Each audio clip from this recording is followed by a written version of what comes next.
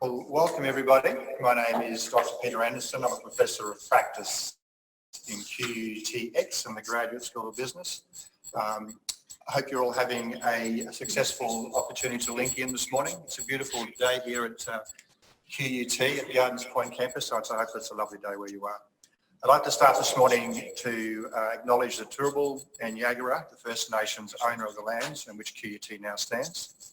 We pay respects to the elders, laws, customs and creation spirits. We recognise that these lands have always been places of teaching, research and learning. QUT acknowledges the important role that Aboriginal and Torres Strait Islander people play in the QUTX community.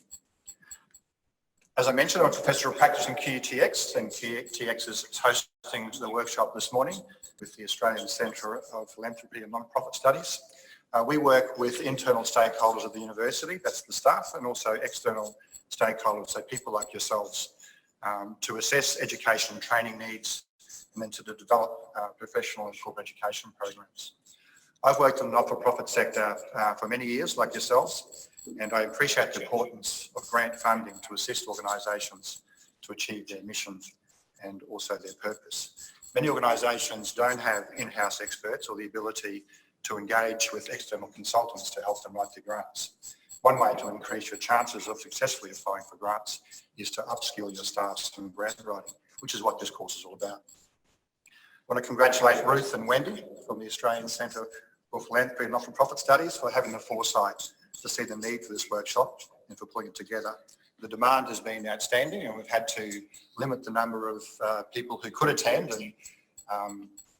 and at the moment most of you will be online, but still it's been oversubscribed, so that's an indication, I guess, of the need out there within the sector. I know that Ruth and Wendy and the team at ACPNS are extremely passionate about the not-for-profit sector. And if you haven't engaged with them in the past, I think you should do so in the future. I want to thank all our presenters who've stuck with the plan. That's been very disrupted with the coronavirus, but we've worked with the restrictions, and I think this opportunity to do this session today is a good option to enable us to continue with the presentation. I also want to thank my colleague Anthony Duckett, who's been a tower of strength over the last couple of days to pull it all together and to make it happen. So now I'd like to turn it over to Ruth, who's going to lead us through the day's activities. Great, thank you. Thanks so much, Peter. So everybody, you should be seeing me online now. Peter is actually going to be sitting and doing the chat function. So in a moment, I'll explain to you how we're going to do that, but he's going to be monitoring the chat and receiving any questions and checking any questions for you. All right, so I want to just welcome you first and say thank you to QUTX for working with us on this. Could one of you muted? Okay. I can hear a little bit of feedback. I'm muted. Peter? Yeah. Yeah? Sorry, we're just getting feedback in the room here, so I'm just checking that we're all muted. Muted. You can hear it. Peter, would you want to go and just check?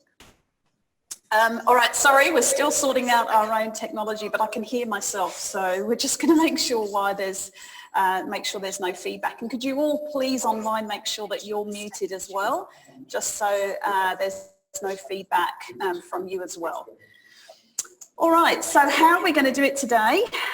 We are going to use this interactive way of being online. And of course, I'm here in the room where you should be today. But we're trying to be very flexible, but we're also trying to stick to as normal as possible as well. So we really wanted to make sure that we still delivered this opportunity to you. We're going to share all the same content that we were going to as if you were in the room. So we really thank you for sticking with us, and we hope that you're going to get a massive amount of value out of spending the morning with us.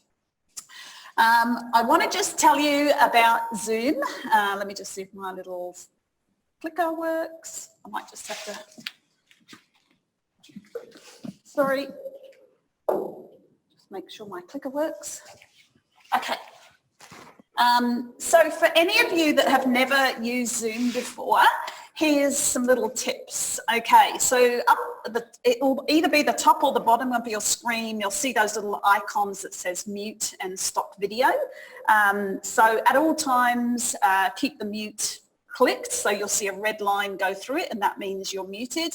And of course, as I said, you're very welcome to show your video, but you don't have to, so you can just stop your video as well.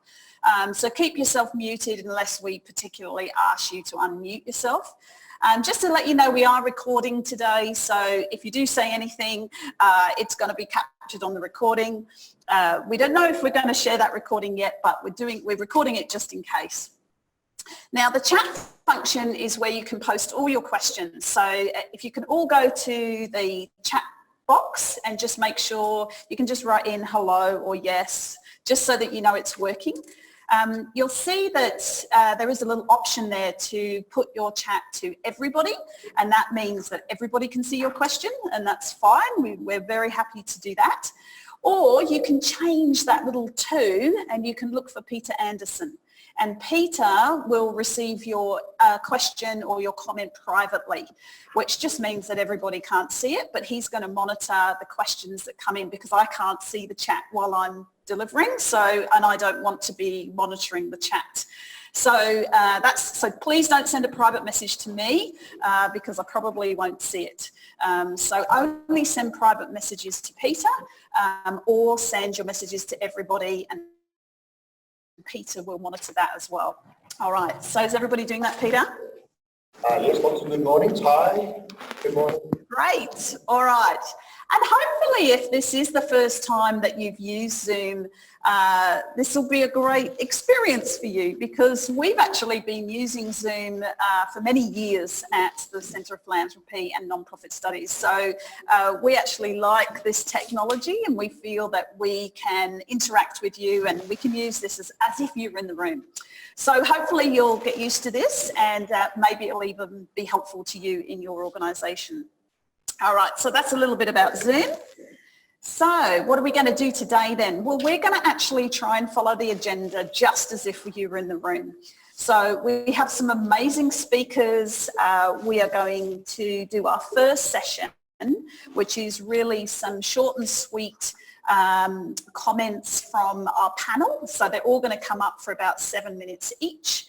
Then what will happen is we'll go into a Q&A session. So you'll get the opportunity to ask questions from any of our panel who've been talking.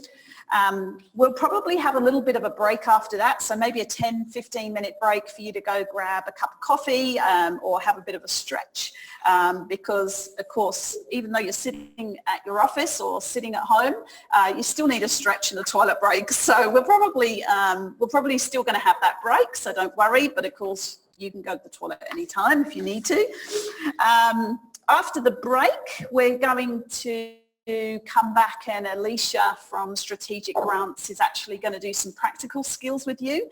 Now this is very interesting because normally we would have had you in the room and we would have done that exercise as groups, but we're going to do it. We're going to see if we can do it with you at home or in your office, but we'll try and make it again as interactive as we can. Question, Ruth? Yes.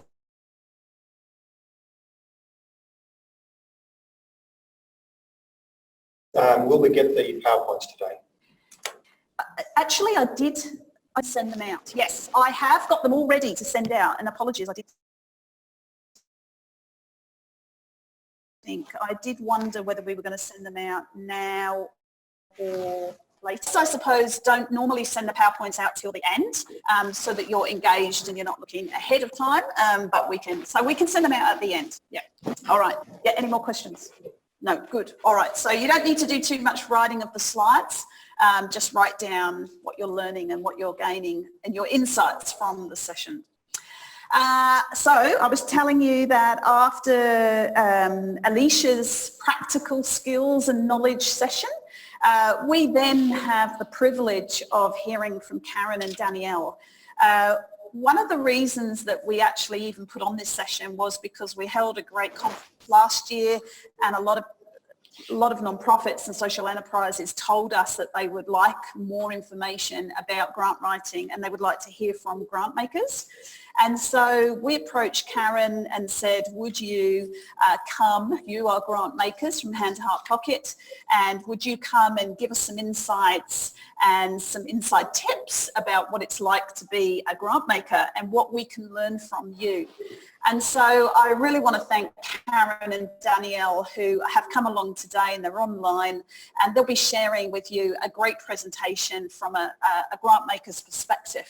And we also have a Q&A part with them at the end, so store up your questions and get ready to ask them some questions as well. And then we're going to do at the end a little self-assessment.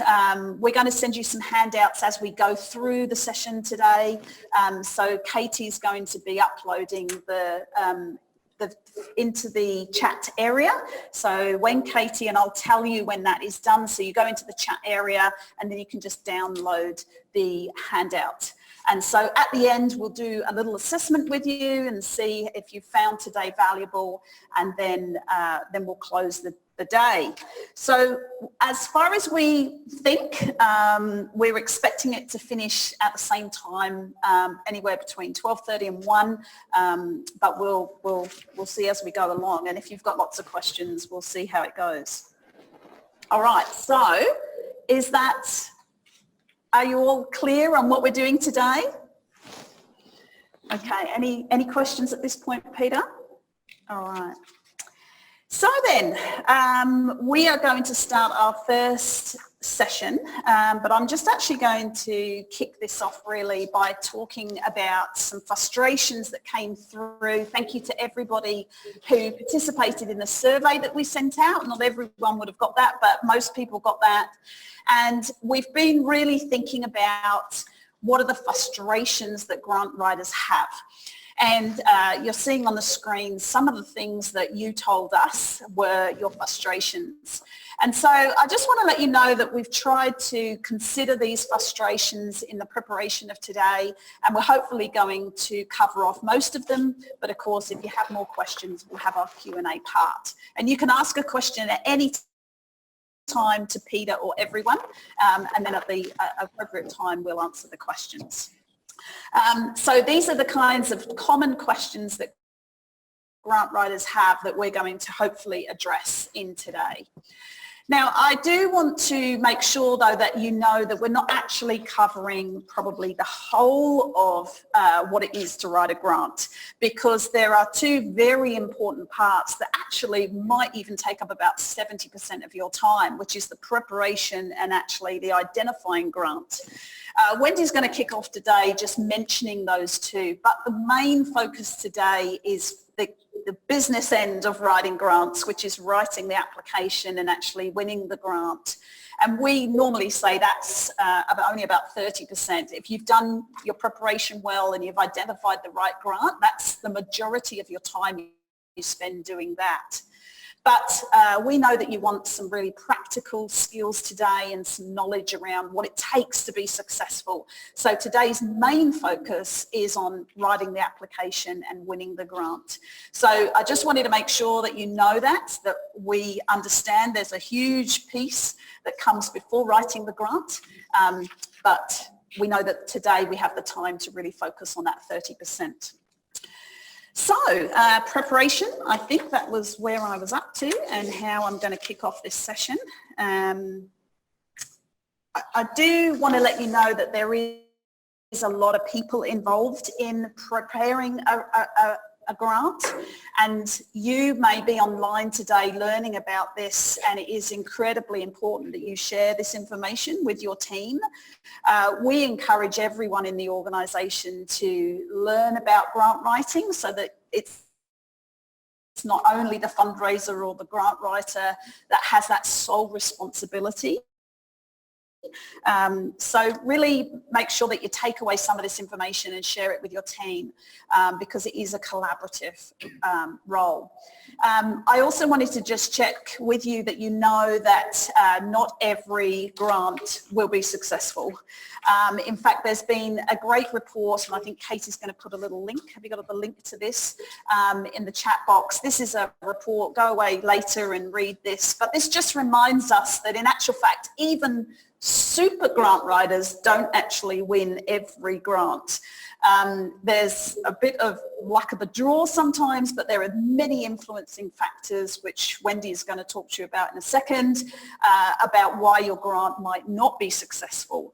So what we're going to do today is try and give you as much skills and knowledge as we can, but at the end of the day, it will depend on who's giving the grant, when you're applying, how you apply, depending on whether you're successful or not. But I love these two little cartoons. The first one is, it's a foolproof formula for writing grant applications. Well, look, I wish we had a magic wand, because we'd be writing a lot more grants ourselves if we knew that we had a magic wand and we would always win the grant applications. But that's just never going to happen. But the other thing is that you need to remember that you've got to keep trying. Some of this is about the skills and knowledge you're going to get today. You've actually got to put it into practice. And I've been writing grants for years and years and years. And over time, your skill will become better and you might have more luck in winning. But the thing is, if you're not winning grants right now, you need to look at your approach and you actually need to say, hang on a minute, there might be something that I need to learn or something that I need to change. So what we're going to tell you today is some really fantastic tips from some very experienced grant writers and obviously from the grant makers themselves. But take that all away and put it in your toolbox and then actually start writing and get some feedback from different people if you're not winning grants. So everyone in your organisation should be able to get involved from planning and developing grant writing ideas and what you actually want money for, what's the need and the evidence, we're going to go over this, and then what is the available funding and who can actually give you the funding for those particular things or what is available. So really I just wanted to kick off today by saying this should never be solely on your shoulders or one person's shoulders or even a team if you're in a large organisation. Really this should be a collaborative approach, and the more that you can skill up different people throughout your organisation, even people who are not, their normal job is not fundraising, this is good skills. All right, so I'm going to actually hand over to Wendy Scaife, who is Centre Director for the Australian Centre for Philanthropy and Non-Profit Study. And Wendy's going to kick us off with her few insights into how to identify a grant. Do you want to come around here and sit up here? You're very welcome. I actually won't attempt to get up on the bar stool. Never a happy experience for those of us who are not very tall. So can I echo Ruth's welcome to you all and also acknowledge the traditional owners of the lands on which we are meeting today. Can I thank you as well for your agility and your spirit in doing this at a distance. I guess that it's something that is we're going to have to get a lot more used to over the next little while. But I would also like to say thank you for sticking with this, because as you know, we are doing this and the profits will go to helping us create more of a non-profit research fund that we hope will enable you to find out more about grant making and a whole range of other topics. I read something this morning that said that social distancing, as we are doing today, is actually a form of philanthropy. And it's one of the best ways that we can actually express our caring for one another. So thank you for being with us today. Let's move into business, because I guess that ACP&S, yourselves, we're all very much open for business, and so are grant makers. Now, I guess that we are all looking at what's happening in the financial markets, and that does impact on companies, it impacts on governments, it impacts on foundations and philanthropists. So it's an area that we need to have a little bit of a think about, because that, of course, can impact on the pool of funds that are available. But I think in preparation, one of the key things that we can always do no matter what is to have our attitude right and our positivity right and our creativity right. So yes, I think some grant sources will be constrained. This we know from previous times. We also know that while some step back, many step up. If you want to have a look at a study on this, Dr. Diana Leet, who's a world authority in this area and a regular visitor to our centre, had a look at what happened after the GFC in 2010. So those of you who like to have a bit of a deeper read, it's a complex situation, what happens when finances for organisations that rely on endowments, as some of your organisations might do. So it's a complex time. Have a look at that one. But I guess some of the findings there are that foundations are looking for more than ever value for money. They're wanting to invest in activities and organisations that are going to turn those dollars into real change. Charity dollars are still there, as well as the change dollars. So many organisations, of course, have funding rules that will ensure that those who need the dollars that are about charity and pure need are there. They are able to fund still. But there are also an increasing amount who are wanting to create impact and change. So that's one of the questions that you surfaced in the pre-survey. So a key issue, I think, is this real effort that we have to make as grant seekers to show that we are actually turning those dollars into something much larger than those dollars and to a lasting legacy or into filling an absolute need. And we'll talk more about that as the day goes on, and I'll mention it a little bit later as well. But I guess my sense after being in this sector 3 decades is that it is an increasingly mature and caring sector. So people have been through these downtimes before. They have taken the lessons away. They've looked at what they need to do to create good change, whether it's small grants programs and being able to help more organisations because their other sources of income might be affected. And so we do know, of course, with giving, for instance, other sources of income like giving, it is very much affected by things like employment. So these are times when your grant seeking is particularly important. So I guess in terms of identifying a grant, again, that self-belief, that attitude that you are prepared and you know that your organisation is actually looking for, so I'm just going to go back because I'm not quite there yet. So thanks, Rich, for that helpful tip. So in terms of that self-belief, knowing that you have got a real need and being able to justify that need. In terms of practicalities, the organisations that I've worked within would be always creating a sort of shopping list of needs because you don't know quite what opportunities are going to arise across a year. You will know some by being able to access a grants calendar, by being able to have a look at what other organisations have, like you, have been funded by and who they've been funded by and what kind of grants are available across a year. But it's also a bit of a wish list. Ruth mentioned the importance of this drawing in the whole organisation, you know, the generosity of spirit with your whole organisation, be it a volunteer organisation, small grassroots, or a large organisation. The people who are delivering what it is that you do in the community, they know what the needs are, and their voices are so strong. Their anecdotes are so strong, their evidence is so strong. And so it's very important that you think about that wish list. An organisation that I work for had this view that we always, and I'm talking about the 1980s, so relate the figures, they had this view that if $1 million walked through our door with a grant opportunity, would we know how to spend it well? Would we know how to look after those dollars well? Would we know how to turn those dollars into multi-million-dollar benefit in the community? Because that's what the funding sources are looking for, that return on their investment. And so we sat down and actually had a look at what was the best thing that we could do. And it was a medical research organisation with a laboratory here at Queensland Institute of Medical Research. And we were fortunate that because our laboratory had done that planning, we were able to be part of Atlantic Philanthropy's dollars coming into what was back in those days a bit of a scientific desert here in Queensland. So regardless of your size of organisation, ask yourself that question. If $1 million comes through the door or $1,000, I'm part of a grassroots organisation where to win a $1,000 grant would be fantastic. So you have to know what you'd actually do with that.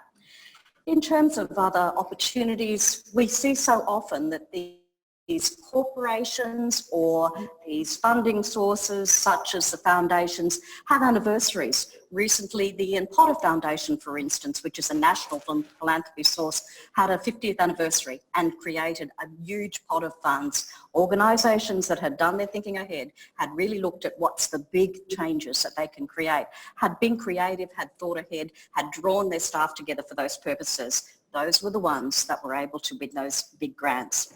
So those how might we conversations that take place in your teams in terms of your organisation delivering services, and remembering that fundraising and grant seeking, they are attitudes, not departments. So I guess that philanthropy and especially government are looking for that creativity. They are looking for things that they can pilot. They have money that can be risk capital. They're looking for good ideas. That's what will turn on your funding sources. So if I can just move to the next slide, thanks Ruth. So who gives? It's pretty obvious, isn't it? It's those funding sources of government, trusts and foundations, businesses, associations, and some of those have large foundations, some of those are at the local level, so it's a matter of finding the fit, and also private philanthropy, who may give through things like private ancillary funds, or may give individually through no structured kind of giving. So there's a whole range of sources there, and as you can see, quite a large chunk of money. In terms of finding out more from this, and I haven't warned Katie, I'm going to mention this one, so I'll probably pop it up on the chat site later, but the Giving Australia study that was done in 2016 has some really interesting two-page fact sheets on what philanthropists and philanthropic sources are looking for. And there's the much deeper, if you're an insomniac, report, sorry, no disrespect to the people who wrote that report, but those who like to read a bit deeper, it's not boring, it's really good. But for those of you who like to read a bit deeper, and my friends here are laughing, that's a great report, and there are summaries there of what philanthropists are wanting to look for in terms of cause areas, again, responding to those questions that you put forward. In terms of where to look, there are a whole range of sources. So Philanthropy Australia, for instance, is a great source to have a look at. And it is possible for non-profit organisations to actually be a member of a lower type, not a full philanthropist type. And so that site is worth a look. They also have a knowledge hub, being on lists for foundations as well, is also very helpful. There are unpaid ways like the internet. So there are all sorts of, if you just do a search on finding government grants, you will come up with a link, and I will put that up on the site as well. Federal and state government grants links, and some tips on being able to achieve those. There are all sorts of databases and strategic grants. One of our wonderful speakers here today can highlight some of those as well. And I guess as a tip personally, I have found past government leaders and past business leaders as fantastic people to have either on a committee with your grant seeking or on your board. They know where the bodies are buried. They know the people, they know the programs. So if you even want to use them for advice, I've found this to be a wonderful way to find out about grant sources that you may not actually have heard of yourself or seen publicly. In terms of businesses, it is quite an easy thing to do to get a volunteer in and to have them looking online at annual reports to see what businesses, when their anniversaries are coming up, and just finding the values that they have in their value statement, the synergies that are there for your work. In terms of what another opportunity is here through QUT, we are the Southern Hemisphere Library for the US Foundation Centre, which as you can imagine is immense. You can come to a free tutorial to find out how to use that database, which is a costly database, but through us is free. You have to come into the QUT library. That's the conditions of use that we have from the Foundation Centre, which is now called Candid, by the way. So you can have a look at that site as well. Wonderful resources on there. This particular tutorial is hosted in a volunteer way by Strategic Grants and has been for many years, which we appreciate. So you get that opportunity to see who funds into Australia, what they fund, and see whether or not your organisation can receive international dollars. And you can link straight into their websites. see what sort of size of grants they give. So that is a very useful tool, and people who have come to our tutorials have won grants through that source. So I would recommend that to you. Finally, I would say, and this again will be echoed by later speakers, ask yourself these questions. So this is part of your preparation. And there's also a great handout from Strategic Grants on this one. But can I reinforce this vital principle of you being ready? Put yourself in the shoes of the people who give away money. Pretend you won lotto, okay? What would you want? What are you looking for? What reassurances do you need? What excitement do you need to feel like you're genuinely making a difference? So have your house in order. I would recommend a video that's on the Perpetual website, Perpetual being a trustee company. They do impact granting, and they look at the internal readiness of organisations, their leadership, a whole range of factors. Have a look at that, because it's a really good self-check to find out whether you are ready to receive and look after funding and to use that funding to actually turn your ideas into something bigger. In terms of those questions, is the organisation in a good position to manage the funding and deliver the program? I have to tell you, an organisation for which I work wasn't. We got the feedback very strongly that who are you? Who are the people on your board? And so we set about to find some prominent people to join in and actually give that reassurance, and that reassurance that we could manage larger money. So think about that, because it can also change the calibre of what you do and the calibre of your thinking as an organisation. That second question, do they have good evidence that the program is needed? This can be very easy. It can be as a matter of joining together your volunteers, your people in your areas, and saying, as I mentioned before, how might we? What are the things that will make a difference? What's that something special we've always wanted to do? Or what's the most important need now that's not funded anywhere else? So being able to express that need, but draw in your anecdotes, draw in your numbers, and that's not a difficult thing to do. So in terms of other aspects there in those questions, can you measure and report on the impact? And again, I will have Katie, wonderful Katie, put up a report, another report by Diana Leet, that had a look at foundations and what they're expecting by way of feedback. And I can tell you that the bottom line is they're expecting you to know how to measure what a difference you're making, because you're the specialist in your area. So have a look at that report. In terms of one other tip, I've always, from the earliest days before evaluation became an important word, always had an evaluation line in a budget if I am putting up a grant proposal, to show to people that we really want to know whether this has worked, or are they just throwing money, you know, burning $100 notes. So evaluation and having that in your budget, and being prepared to say, well, please help us fund this. This is the expertise we bring. If you give the dollars, we can show whether or not this is working or whether we need to course correct. Finally, that question, will you be a good partner? So think dating sites, you know, all of the things that we know about being a good partner. People want reassurance. They want to be able to trust you. What are your years of experience within your organisation? And typically, volunteer or large organisation, you will have some incredible depth of experience in what you've done. You'll have some track record at working with other partners. Tell people about that. We in our sector hide our lights under a bushel. And finally, as someone who sat on a grants committee for the Foundation for Rural and Regional Renewal for many years, one of the most telling factors was that other people, other third-party, independent third parties could say, yes, there's a real need for this project, and yes, this organisation is effective in our community. So I leave you with those few tips, and I hand back to Ruth, who's going to talk about our next section, writing the application. I look forward to answering any questions that you have in due course. So Ruth, thank you. All right, thank you, Wendy. Round of applause. Thank you very, very much. So Wendy has really kicked us off and thought about some of those key tips in terms of preparation.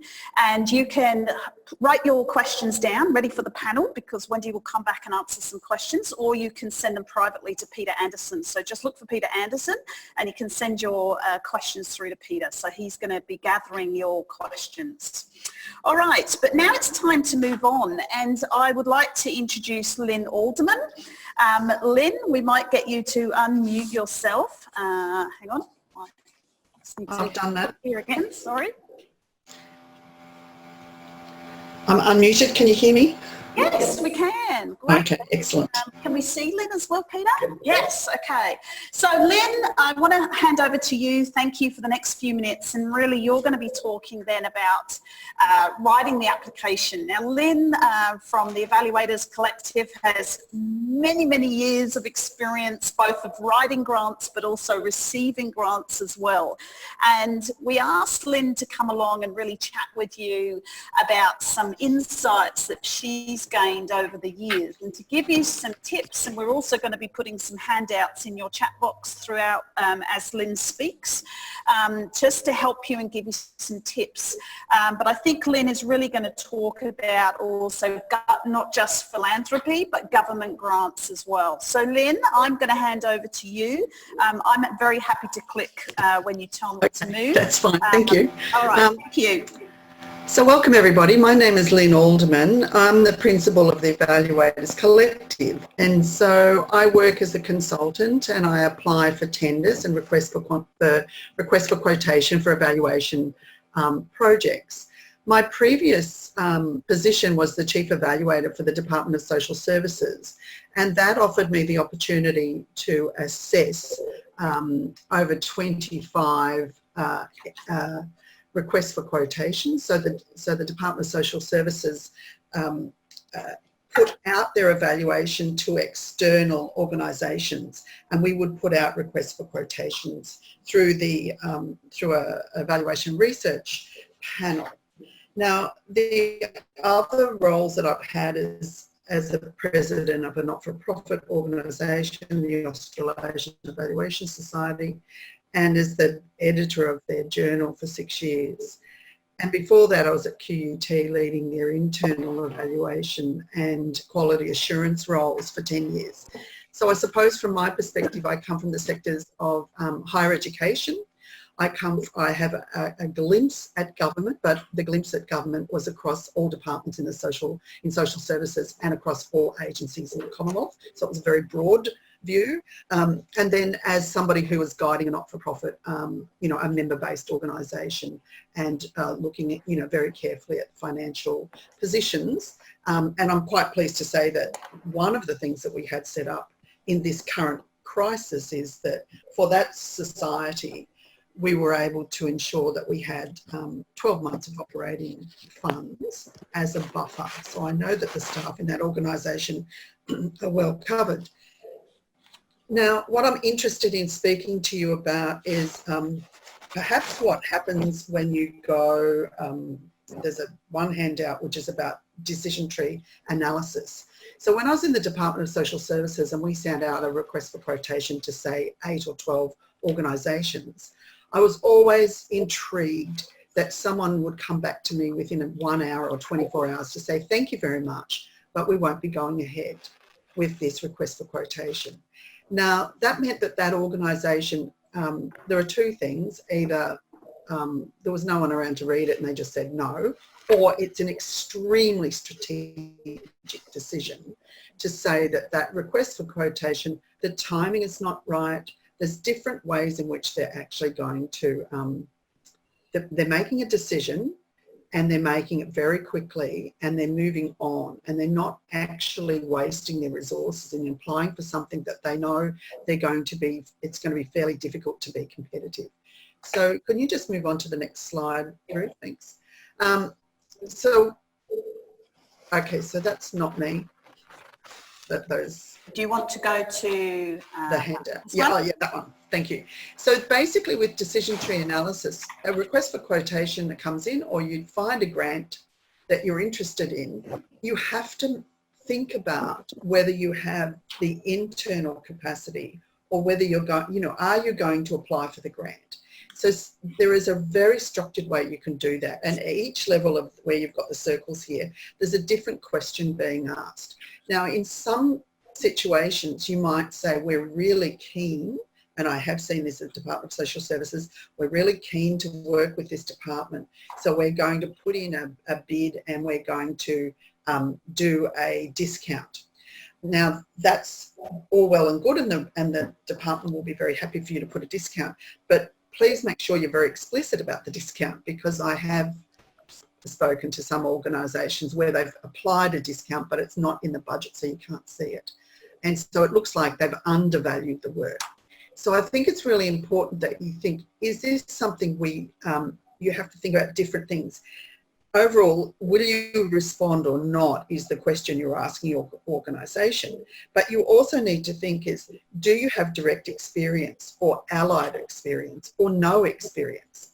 For example, for myself, I don't have a health background.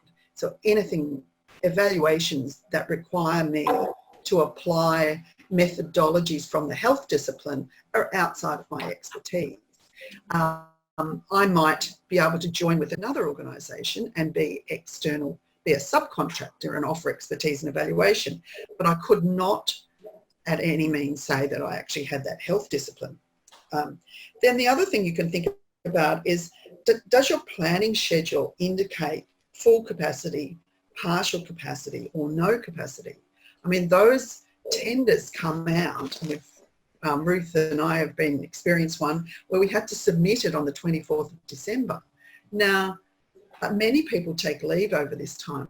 So is the timing conducive to you putting in an appropriate level of response, or is it that your staff are on leave? Are they committed elsewhere? You need to make considerations of that. Then one of the things is, how will this grant actually align to the mission of your organisation? Now, anybody can go up on the Australian Charities Non-Profit Organisation and they can look at not-for-profit organisations, their funding, they can look at, you know, you can look at different reports, they can look at your mission should be available there.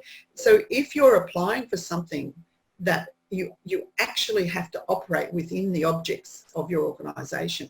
So is it aligned? Is it strategically aligned? Will it move you towards your objects of your organisation, or will it move you away? And I mean, these things you have to consider the effort and the resources that you will put into applying for a grant. So is it best to apply for 10 grants and be stretched, or is it better to apply for 2 to 3 grants and be very, very to conserve your resources, but to put in a better application? So think about working out what are the questions that you want your team that are applying. What are the strategic questions that you want them to think about? And so the other thing that you need to be very careful of is grants are competitive. So if you look at the grant criteria and you determine that, yes, it's very interesting, we are mapped to the criteria, we believe that we could deliver on this grant, you need to then consider the competition. So for example, I am a sole trader, so I introduce risk because I work on my own. So what happens if there's another organisation where they have 5 to 10 staff? If someone gets sick, they've got backup. Whereas what do I do? So I have to be very careful when I put in tenders and requests for quotation that I actually address the risk that I bring to any program or project. And many people are, you know, I'm able to mitigate that risk, but you need to be very careful that you actually explain that risk. So for example, in the Department of Social Services, we have the Community Grants Hub. Now the assessment, you may think that people don't read your applications, but I can tell you that I did one in the Community Grants Hub and there were 10 people on the panel and we read the 25 pages of all 15 applicants. So it is it's taken seriously, and we need to, but you need to remember, it it's a competitive environment. Therefore, you need to know and think about who you're competing against as well, because you have finite resources and you need to think about how to use them. If we can move to the next slide, Ruth.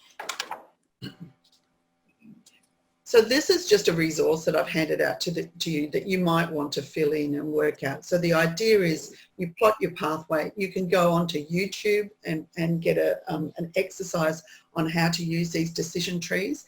But what it means is your organisation could decide to be strategic about where they apply if they put the each grant that's available to you through a serious set of questions to enable you to understand where it's you're best placed. And if I move to the next one, Ruth. Before you move on, Lynn, I had a question. How does the current global situation impact grants? Lowered Australian dollars, reducing purchasing power, international products, therefore reducing service delivery. Okay, so that's a small question. I would suggest, so for example, I've been working with an organisation who've done a process evaluation on their grants, and it's for educational facilities. So they've gone into a strategic planning mode to determine how they will hand out their grants, when normally the grant application is in a room, exactly like we were doing our workshop. People come and present. So they're going to have to do it online. Now, there are going to be some grants this year where the money will not be affected. However, having been in government, if money hasn't been spent, it will be vacuumed up. At this period, at this time of the year, they'll be going, who's got money that hasn't been spent? And it will be going back to the government, because even though it's and this is my naive understanding, I'm not talking for government, but in my experience last year where they were leading into the election, where funds have been underspent, they go back to the government, and only the Prime Minister can reallocate that funding. But as you can imagine, any funding that is underspent this year would be going back to the government to help pay for stimulus packages and health things. And if you think about things like NDIS, which has an enduring funding for $22 billion a year, that money cannot be spent as it was going to be spent, because a lot of the money that people have in their packages is for getting out into the community. So they might have 40 or 50,000 to go out into the community and socialise with others. Those things, that activity has stopped. So there will be, so there's grants that are already in process that will have to continue. There are things that, so NDIS, there will, I would expect, I suppose I am guessing, that there will be an underspend there. So there are things that will be directly affected immediately. There will be things that continue for now but will be impacted next year.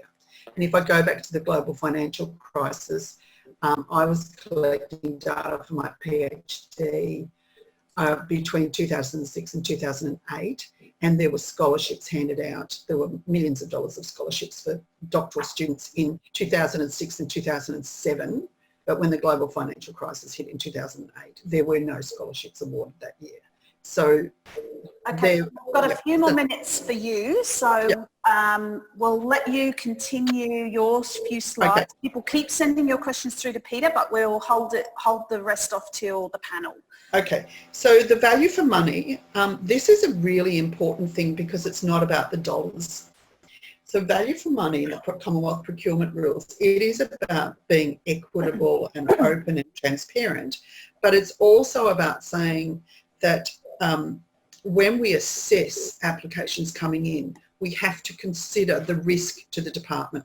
So the Department of Social Services, if there were two submissions coming in and one posed a risk and one didn't, then it would go to the one where there was lower risk. And I'll explain what risk means. For example, if you were collaborating with others and you've had a long collaboration over 10 years versus another organisation who's collaborating with others and it's the first time they've collaborated, then there is a risk in how that organisation will manage that collaboration with the new group versus there was evidence how it was managed for others. So I think you need to think about, when you think about value for money, if there is a risk, you need to be very upfront. You need to think about risk, and you need to put it forward. So if I move to the next one, Ruth. So this is about stakeholder collaboration. So this was a simulation I did. If you think about the Great Barrier Reef, if everybody would love to be given $44 million unexpectedly, they had 5 staff and went to 20 staff in 2 weeks or something. It was just amazing. But these are the stakeholders that are involved. And so when I did a workshop, you have to think about who are your stakeholders and how you will manage them, how you'll bring them inside the team into your work. So for example, on the Barrier Reef, there are 37 traditional owners of the reef. So how are you going to work, how would that organisation work with 37 owners, individually or collectively? And I think it's important that you think about who your stakeholders are. Do you work with them regularly? Are they part of your organisation? Do you gather feedback from them? How are you going to actually demonstrate that you have a relationship with them? And one of the examples, the Department of Social Services had a fund called Try, Test and Learn Fund, and everybody who had never provided services, everybody could apply for this fund. But one of the things that didn't work quite as well is service providers applied for grants and they didn't have a working relationship with clients of the Department of Social Services. So they didn't actually have a relationship with those who may be on unemployment benefits or maybe young parents. So you need to be able to demonstrate that you are that you have a network, that you are able to deliver, because it is very hard for you to start to not have that network available to you and then to be competitive when you move into grants. Okay, that's me. Thank you, Ruth. Thanks, Len. And so really I think what you're saying is it's very important to do that relationship with that stakeholder mapping and really understand then what kind of collaborations do you have or do you need. And this was a great quote that I found in terms of being able to assess what your funders and grant makers are looking for in terms of collaboration, and not making sure that it's something that you quickly do at the last minute and sort of say, oh, who can support this application? Those are relationships that you need to build way ahead of you actually putting in your grant. So doing your stakeholder mapping a long time in advance as part of your preparation stage is critically important. So having a think about your funding guidelines and thinking about whether they want to see collaboration or if they want to see that you've actually thought about where do you want to provide this program or service. So is it in the right geographic area? Are partners required or optional? Can you deliver the program in the required time? This was all what Lynn has just been saying in terms of that decision-making tree. Thinking through these questions, because if you have not thought about them, and then you could possibly waste your time and money putting together a grant application. So really, again, reiterating Lynn's point is, can you clearly communicate the value of the program and how it will make value for stakeholders, whether that's the community or the beneficiary or whatever stakeholders you have identified. So those are some really key funding guidelines, and there's a little note for me there to say, put yourself in the funder's shoes, actually try and think about it from their perspective. And if they want to see value for money, or if they want to see that you are the best person to run this program and have this grant, how are you going to make it really, really clear to them that you're the best person to deliver this program or service? Thank you, Lynn. All right, so what we're going to do is continue to have your questions come through to Peter, but we're storing them up so that we can ask everybody the panel bit. All right, so I now want to introduce Alicia. So Alicia is a grant writer and a consultant that works with strategic grants, which is a great friend of the centre, and also runs our tutorials on the database that Wendy mentioned. We've had a long association with strategic grants, and we know that they're one of the best in the industry for helping people understand how you can apply for grants and how to do grant writing skills. So Alicia's going to do the practical bit after the break, but I did want to introduce her to just talk a little bit about a grants calendar, because I have found that this is one of the things that many organisations don't do. And what it means is that often then you're just reacting to grant opportunities and you're rushing around trying to get things done, and then you sort of lose opportunities that are even better for you because you haven't got this grants calendar. So Alicia, are you online? Yes, I am, Ruth. Excellent. All right. So what I'm going to do is hand over to you, because I think that you understand what a grants calendar is very well, and I'm happy to move the slides for you. Can you just spend a few minutes just explaining to people what is a grants calendar and why should they have one? Sure. So welcome everybody. Thank you for your time. As Ruth mentioned, I'm going to cover the calendar essentials right now and then get into the grant rating later. So I look at calendars for a lot of our non-profit clients, probably 4 out of 5 days a week in between everything else. And what I believe, and a lot of people that use them very well, that a calendar is essential for your grant seeking strategy.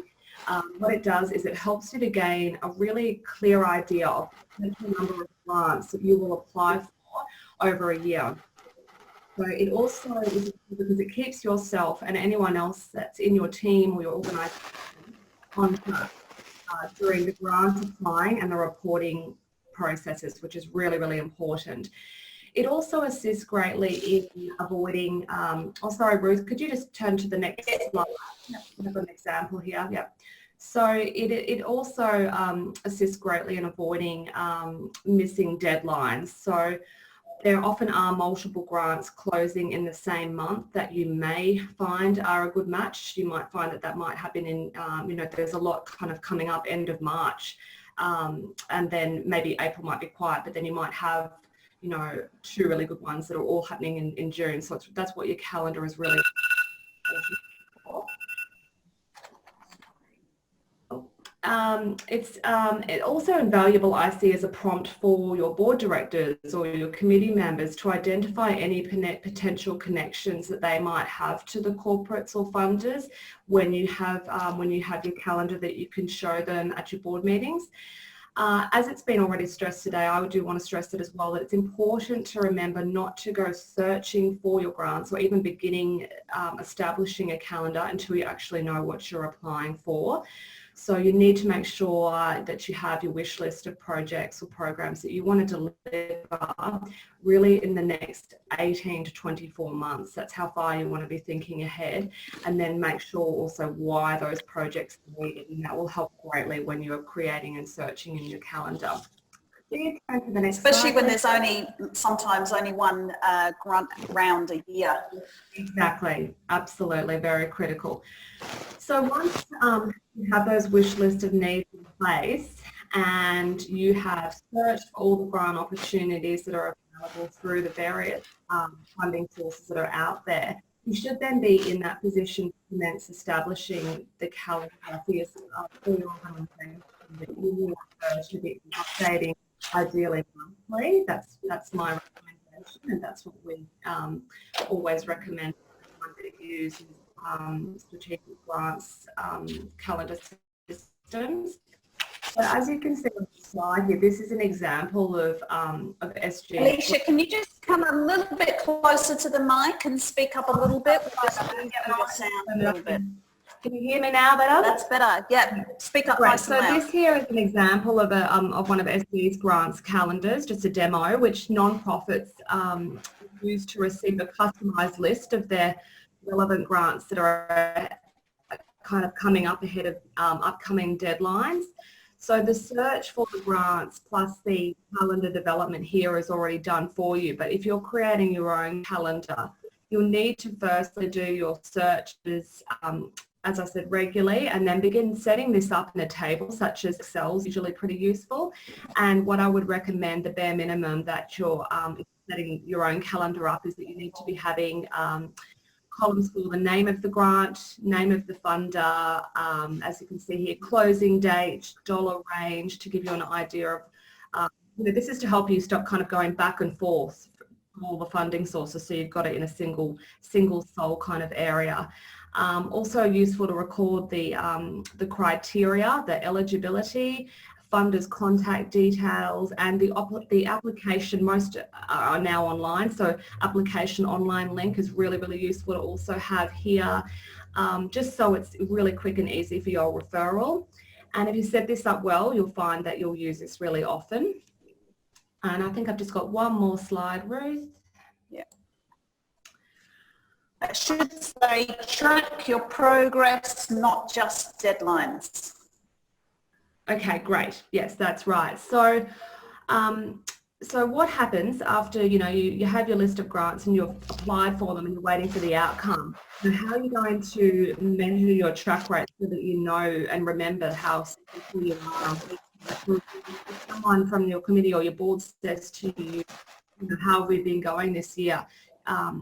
This is really, really also important. So your calendar needs to, to manage not only the grants that you're applying for down the track, but also your applications in a way that records the stages of where you're at. So it should record not only your prospect matches, but applications in progress, what's been successful, what's been unsuccessful. If you've been successful, when are the funder reports due? So this here is another screenshot example of the GEMS, the Strategic Grants GEMS portal that nonprofits use in line with their calendar. It works hand in hand to track and record those grant activities and history. So if you're not in a position to use this system, then again, what I would recommend is that you create tabs in Excel for recording your grants progress from pending through to fund reporting. Because what's important to also remember is that many funders exclude applying for another grant if you've been successful for, say, 12 months, or if it's a multi-year project, you might not be able to apply for funding for 3 years.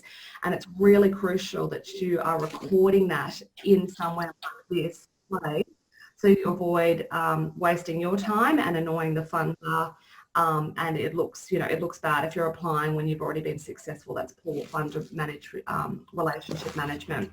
So I think that's probably enough there on thanks, Alicia. Yeah. And I would also reiterate, this is very important for succession planning, especially when you've got an organisation where you're using volunteers or people who are coming and going and doing grant writing.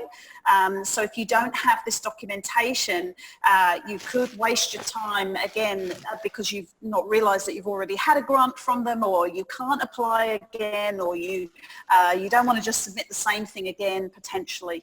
So this documentation is really very important for any organisation, large or small.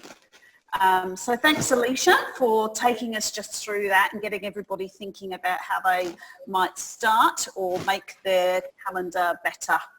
All right. So again, just any thoughts or questions that you have coming through, send them through to Peter and we'll address them in our panel section in a moment. But the last speaker I want to introduce this morning is Dr. Alexandra Williamson. Alex works at the Centre for Philanthropy and Nonprofit Studies with us here at QUT.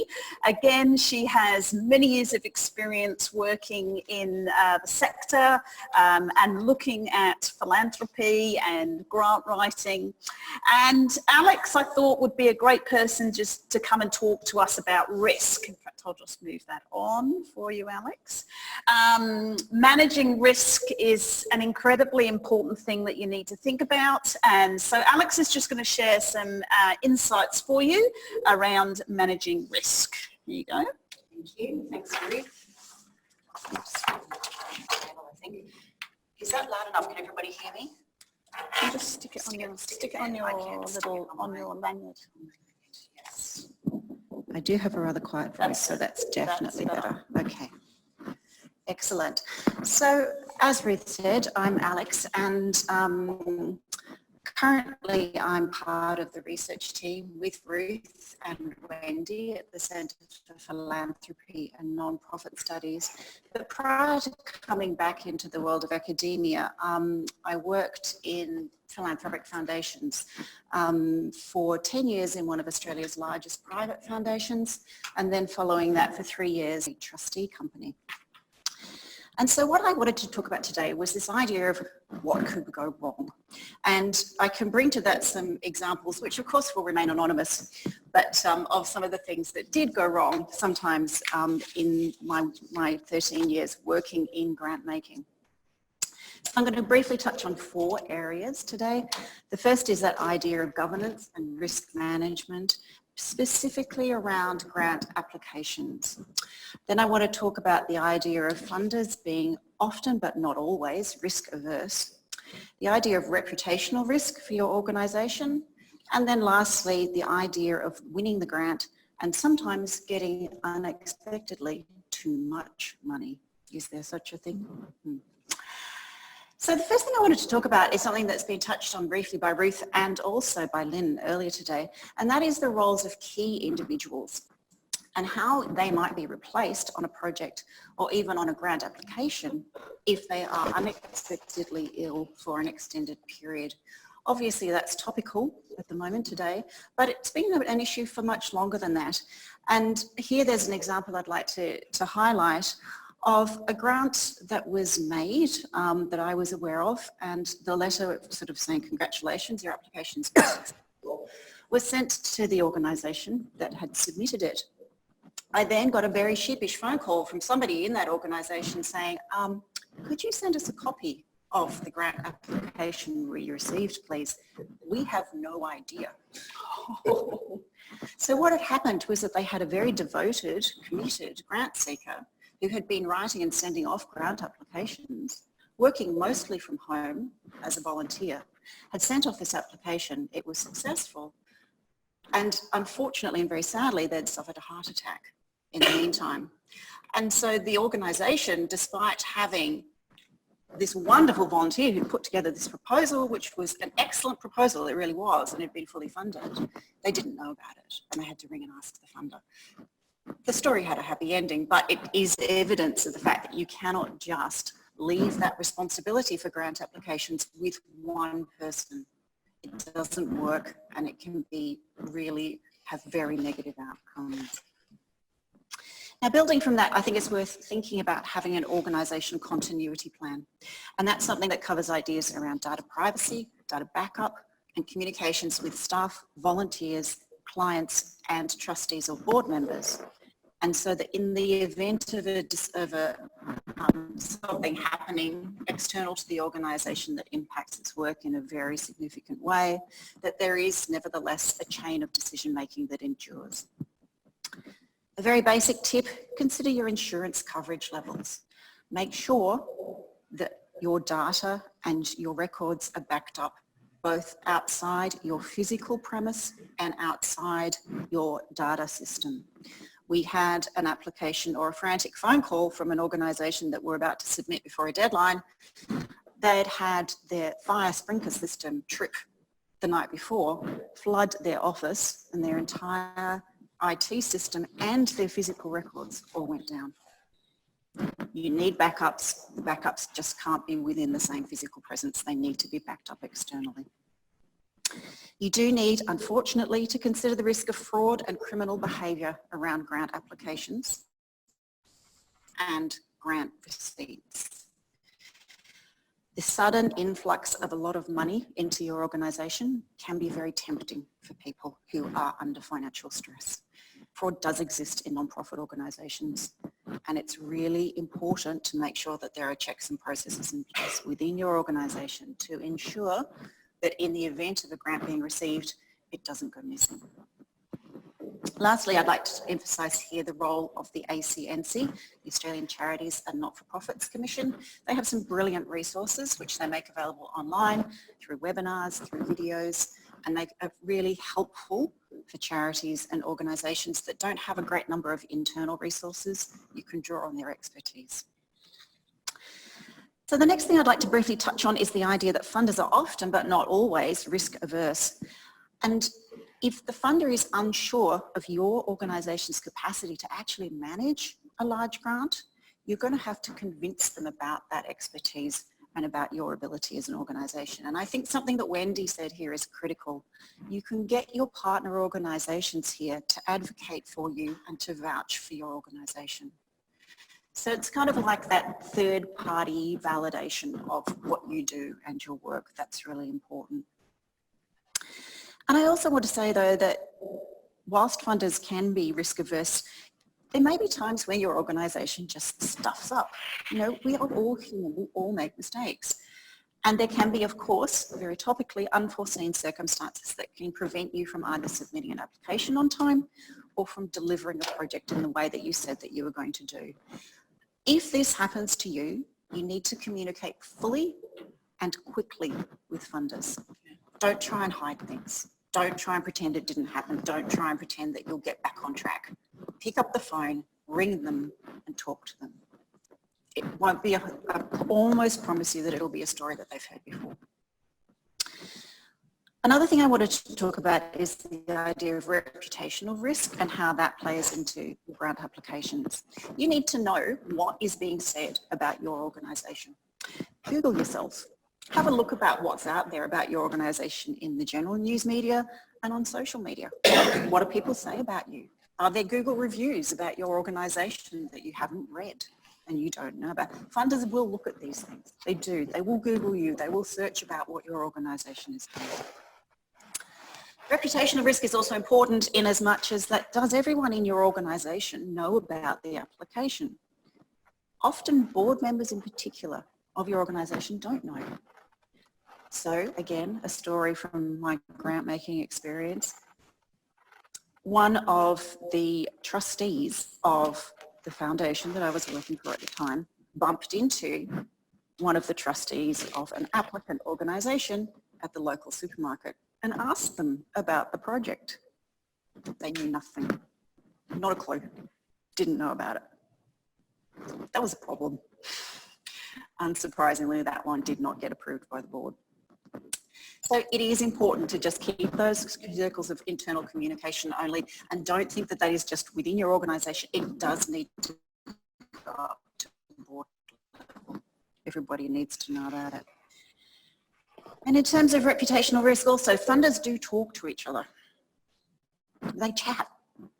They meet up at events and they have a little conversation and say, hey, what have you got that's interesting? Don't send multiple funders the same application for the same project at the same time, okay? They don't like that because it means firstly that you have, and it also means that you're going fishing. You're just seeing what you can catch. And for them, that means, I'm maybe not so interested in this project. And then the last thing I wanted to talk about very briefly is this idea of putting in an application for a grant and, hey, being successful. Wildly successful. You got it. Oh my goodness, what now?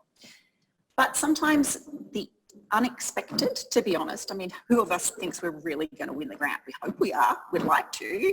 But do we really think we're going to? Maybe not. If that amount of money comes unexpectedly into your organisation, what are going to be the consequences of that? So it can genuinely create issues around capacity.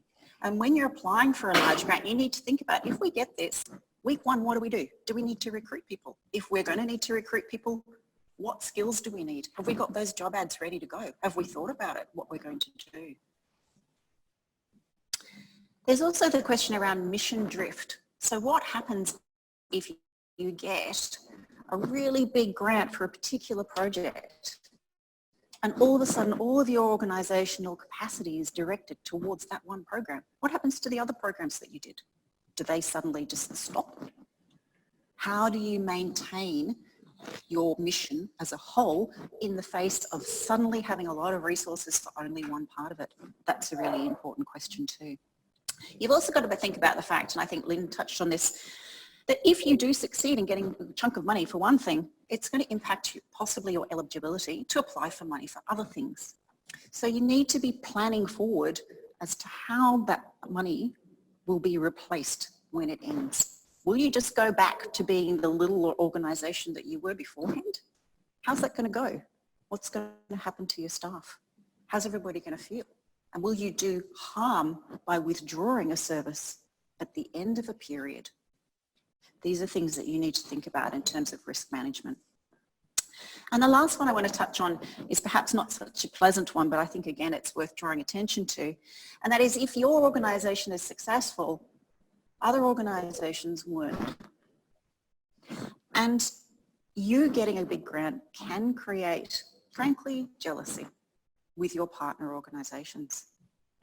And that can impede your ability to collaborate with them both in the here and now on a project and also in the future on other things. They may say, meh, we don't want to work with them anymore. They're too big for their boots now. They've been too successful. We're just a little organisation. They've become this huge thing. No, I don't think we want to be engaged in the same space anymore. So think about what, it's a nasty word, but jealousy, and think about how you can manage that issue going forward as an organisation. And that's my top tips for today. So I'll hand back to Ruth, and then I think perhaps Wendy again, is that right? Thank you. And happy to take any questions at the end of the session. I turned my speaker off and now I can't turn it on. Just turning my speaker back on. It's going to work. I might need to, am I on? No, I might need to swap. Oh, I am. Yes, I'm back. Sorry, just turning myself back on. Great, thank you, Alex. Really important points. I found this little cartoon that says, and our unique Justify It feature uses deep learning to find data that agrees with your point of view. And I think that this reminds me of the importance of doing risk management plans, both before you write the grant, but obviously after as well. And those are really key issues that Alex has brought up to us and made sure that you're thinking through those critical elements. If you're applying for big grants, but you don't have the ability to manage that grant, or you can't do it within the time frame that your funder wants you to apply that grant, then again, you're really wasting a lot of time and money. All right, so hopefully you're writing some questions or sending through to Peter, because now we're going to go into a bit of a Q&A time. So we have all four of our speakers willing and able to take questions. So we've got Wendy and Alex here in the room, but we've also got Lynn and Alicia online. So what I'd really like you to do is use the chat box. If you just want to make a comment as well, like what is it that you've really heard from the speakers so far? What is it that you think that you need to do better at if you're going, and where are you kind of maybe already as you're thinking through these issues, where are you not doing so well? So put them into the chat and let's see if there's any questions. I have a question. It's just been proposed. So any calendar apps available which we can use? Alicia, you were the one that spoke about calendars, and you obviously keep your own at Strategic Grants. Is there any other ones that you know about, or can we just Google grants calendars? I'd Google and have a search out there, because yeah, honestly, I live in the world of strategic grants in our GEM portal. There are very different for those organisations, so I'd encourage you to perhaps jump onto strategic grants and check that out, and we can send through any details. There's also a demonstration on there, and then have a look online and see what's out there. I guess the difference is also is you've still got to incorporate that search function as well into your calendar. So with specific grants, it's built in for the geographics and the location, and the beneficiaries and your mission and all of that is designed into what you're seeing in the calendar. Yeah, have a look online. Perhaps also look at, I always recommend looking straight into Philanthropy Australia and seeing what resources are on there. In the most basic and simplest form, just start with an Excel sheet. Get your Excel and put some headings like what is the grant, when is their deadlines, what types of things, or what's their criteria. I mean, you can start that yourself very simply using some ideas from other grant calendars to start your own database, I suppose. And then also, obviously, that's a great communication tool, because if you do have lots of people on your team or lots of people who are looking for grants, they can come and put it into your grants calendar, and that way everybody's looking at the same and not going out and searching for lots of things and duplicating their time. Hope that was helpful. Any questions? Yes, I have another one. I've never applied for a grant before. What is your advice for a first time? Wendy, do you want to ask that? A first timer grant maker. So I'm a great believer that you can be successful from day one. So firstly, get your attitude straight, because this could be life-changing for your organisation. I would be seeking mentors. So I think that in our sector we have very generous people who would be happy to sit with you, have a cup of coffee, and if you can bring a bit of a draft or some ideas, be able to help you develop that. The other thing that I've found in this sector is that generosity extends to the other side of the fence from philanthropy. Not all philanthropy and government and companies who work in this zone to assist the community. Not all sources will be able to talk to you, but many will. So again, this is something that you can let people know that, it's like being on a radio show and you say, I'm a first-time caller, and people are extra nice to you. I would be using that. I would be ringing and have your ducks in a row to be able to talk about what it is you're trying to achieve, and have that passion in your voice that I know will be there, but to explain that you're a little bit anxious about doing this the first time round, and you feel it's a big responsibility. And I would say that, at the attitude side of things as well, it's something that I felt very strongly in my early days when I was doing work like this. I felt like I had the responsibility for the people that we were serving right on my shoulders, and I can remember going home some nights when the grants didn't come through and actually crying and thinking that I'd actually had a dreadful impact on people's lives when I'd actually set out to have a good one. But then you have your good days. So I understand, use your mentors, use as many templates as you can, but use the generosity of our sector and those who give the grants. And I'd like to add a personal story and say never underestimate people's writing ability, even if they're not a grant writer or a fundraiser. My own personal story was I was working in England running an organisation, and I had a retiree come and say, can I volunteer for you? He was a businessman. And I didn't really know what to get. I was a youth, we ran a youth organisation, and I didn't really know what to get him to do. And anyway, there was this grant application that was waiting to be filled in, and I just said, look, can you have a go at that? And he'd never written a grant before in his life. But you know what? He was very smart, and he was a great writer. And so he applied his skills, his business skills, to that. And lo and behold, we were actually successful in that grant application, and it was a European Union funding grant. It was a massive project that we did over 3 years, and I'll just never forget that, because I thought, wow, I totally underestimated his abilities. And so I think that don't ever think that because you've never written a grant before you're not going to be successful. If you apply good writing skills and you are able to tell the story well, which is what what Alicia's going to cover after the break, then I think anybody can be successful, as Wendy says. Okay, hopefully that was helpful. Get your mentors around you. Next question. When talking about relationship building and collaboration, how do you do that effectively as a small not-for-profit with limited people resources if you are trying to apply for a number of grants in any given year? Lynn, do you want to have a go answering that? I do, and I think it answers the next question, which is about hi everyone, fabulous information being shared. Thank you. Can anyone recommend a simple methodology tool for measuring and communicating impact? And I think those two questions go together.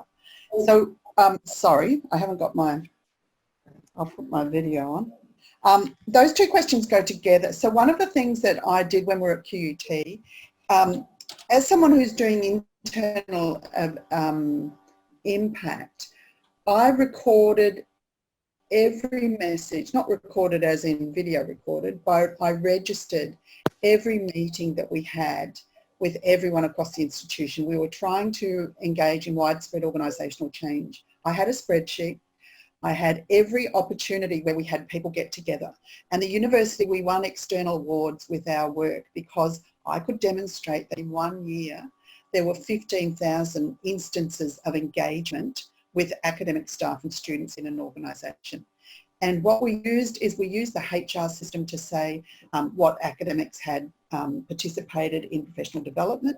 We used committee minutes and agendas to register how people had attended meetings. We used, when we surveyed students, we used the information from the invitation out to students. So we were able to show that we worked with, 650 staff, we worked with 6,600 students, and then we had 13 working parties, and the attendance to all these things added up to 15,000 connections that were made. Now, that was seen to be extremely valid measurement for what was going on internally. The reason we also got an external award is I could link to websites where people had adopted our work. So it's not just the internal, it's working with your stakeholders, and then it's actually being able to show influence, because we are not in control of what people do, but we are influencers, and so you need to capture this information. So I see every get together as a data collection point. Thanks, Lynn. I also just want to share another quick story if you're a small organisation and the importance of collaboration. I was running an organisation, a housing organisation, and we were all volunteers in that organisation, but we had a grant opportunity come up and it was to provide some staffing. Now, we weren't in a position at that point. We were a small volunteer organisation. We couldn't even employ staff. So what we did is we worked with an organisation that did have staff and were very, very good at supporting people in housing. And we were able to show that through collaboration, we could provide the service that funding would support. And we set up an MOU with that organisation, a memorandum of understanding with that organisation about how they would support the service, and then what we would be doing with our part of the grant. And that was very, very successful. So I think, again, it's you thinking creatively and working out who are the best stakeholders to work in partnership with, and then coming up with memorandums of understanding or contracts, whatever it takes, to be able to work in partnership. Did you want to say one more thing? So I may have misheard the question because I have a hearing difficulty, but I wondered if you might have been asking about forming relationships with grant makers, and if so, it's probably a good idea to think about that in a planned way. So I think that just as you have a grants calendar, you can have a communication calendar and you can have a strategy. So your organisation will have a range of stakeholders, collaborators being one, people who are able to and are interested in the future of your work is another, and that covers your grant makers. A lot of grant makers in our field are down south, which makes it a little harder, but in these days of technology, you can look at the sorts of avenues such as LinkedIn. Find out what groups those people are part of. What are they commenting on? It's kind of listening. You know, listening is the greatest courtesy that we can pay to people who support our organisations. And as Alex was saying, you don't want to be sending applications off to people who really aren't interested in what it is that you're on about. So the more you can find out about them and build relationships in smart ways. I've always found as well that one of the ways that you can portray your organisation, regardless of whether you've got staff or whether you've got a huge capacity, is to be at events where you actually ask a smart question. I think if you can stand up and say who you're representing, you may be a bit nervous in groups, but if you carry the power of the weight of the organisation and the work that you're doing, then that comes through. So I do think you can be strategic in relationship building, and you can be direct and you can be technology based as well. Yeah, great, thank you.